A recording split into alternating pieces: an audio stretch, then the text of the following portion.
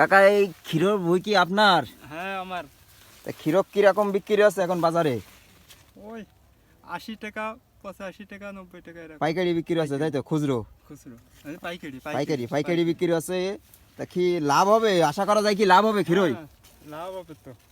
এই যে দেখতে পাচ্ছেন দর্শক ক্ষীর বই, এই যে আমার এই কাকার এই যে ধরে আছে এখন পাইকারি 80-90 টাকা বিক্রি হচ্ছে, 85 টাকা এরকম বিক্রি আছে। এই যে বই কতটুক বই আছে কাকা এই জায়গাটাই? 13-14 কাটা মতো।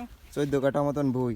তাহলে তো এই কুরবানি ঈদের পর পর্যন্ত কি বিক্রি হবে করা সম্ভব? কুরবানির ঈদ পর্যন্ত চলবে, মানে ঈদের পর পর্যন্ত। ঈদের পর পর্যন্ত আপনার খরচ কতটুকু হয়েছে গাছ এই পর্যন্ত বানানো পর্যন্ত? 12-13 হাজার। 12-13 হাজার। আসলে কি লাভ হওয়ার সম্ভাবনা আছে? তা আছে, যদি এইভাবে দাম থেকে যায় তাহলে লাভ হবে। এই যে দেখতে পাচ্ছেন খুবই সুন্দর বই, আর বিশাল সুন্দর গাছ রয়েছে, গাছগুলো দেখতে পাচ্ছেন ক্ষীর।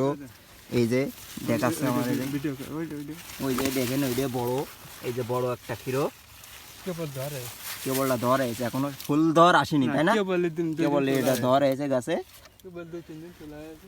মাত্র 2 দিন তোলা হয়েছে। আসলে দেখা যাক লাভ হয় কিনা ক্ষীরই। এই যে এর মধ্যে লাউ গাছও লাগা।